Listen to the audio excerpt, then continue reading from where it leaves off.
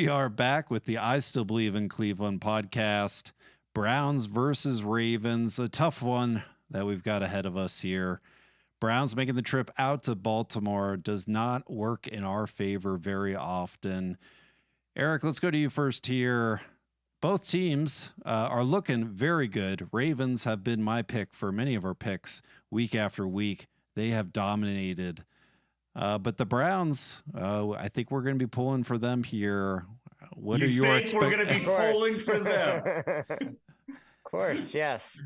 I mean, yeah, I think the Browns can get on track they have parts of their team that could be a Super Bowl contender, but right now it's hard to argue against Baltimore. They're on a 4-game winning streak after losing a pair of, you could call them fluky games. Lamar Jackson's completing 71.5% of his passes, over 200 yards a game, 3-to-1 touchdown ratio, and the team's averaging 160 yards on the ground. I mean, they're basically checking all the boxes on their offense. The Browns are not. Fortunately, they have 9 games left in the regular season to get that corrected, and I expect them to improve. How much they improve, that's the million-dollar question. So we'll see what happens from there. And then defensively, the Browns are, number one in a lot of categories. Ravens aren't too far behind. They're only allowing 10 touchdowns in total and 262 yards per game. Browns are only allowing 235. So, the Ravens are definitely the front runner between the two for the Super Bowl contender, I guess, at this point. Fortunately, it's early November. We still have, again, like I said, over half a season. But, this is a critical game for the Browns if they want to have a chance to win the division first time in over 30 years. Then they got to win this game. It's not going to be easy, and they got to take away the strengths of the Ravens. Unfortunately, there are many, many strengths on both sides of the ball. Ravens this week, Steelers next week, 2 of our rivalry games, but the Browns have Deshaun Watson playing. Drew, do you think Deshaun had an adequate warm-up against the Cardinals?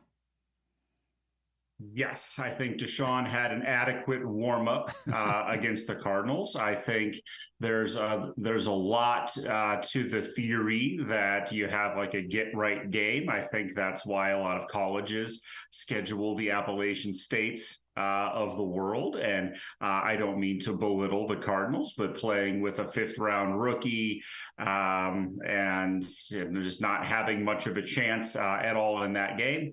I sort of get it, right? You put your quarterback out there and you let him get right, you let him get some confidence going, and you see where he's at. The things that I saw, there were plenty of comments that there's zip on the passes and everything. And I didn't necessarily see a ton of that early, but there were 2 throws down the field. One went for 59 yards. One was a really just excellent pass over the top to Amari Cooper. I think that went for, I believe it was 49 yards in total. A lot of that was air yards as well. And it wasn't some big, loopy sort of a ball that he had to really step into. Deshaun Watson is never going to be confused with having the strongest arm in the NFL, but when he has his full capacity, he very much has an NFL caliber arm. So certainly looking forward to seeing what the team is capable of doing. Speaking of starting a 5th-round rookie against a really good defense, that's exactly the spot the Browns found themselves in against this very team earlier this year. And you can make what you will of the Browns being forced into that situation, but that was the reality of it. And now I'm looking forward to seeing what they do when, in theory, again, they have an NFL caliber quarterback playing. We'll see if things are different this year. But the other theory that I would be remiss to not mention here, probably if you had to ask certainly the believers out there in the podcast, the reason for the Ravens' success is because a certain host who is just wickedly hot on all of his picks keeps picking the goddamn Baltimore Ravens. And if he would just stop that, in theory, maybe the Ravens would stop winning every game. Well, you'll have to see our picks video. That was what I was alluding to, that there might be the winds are shifting, the times are a changing. There might be some different picks that go on this week. My record be damned, but we'll see. Deshaun has certainly been connecting with Amari Cooper, favorite target out there. Amari had some great catches.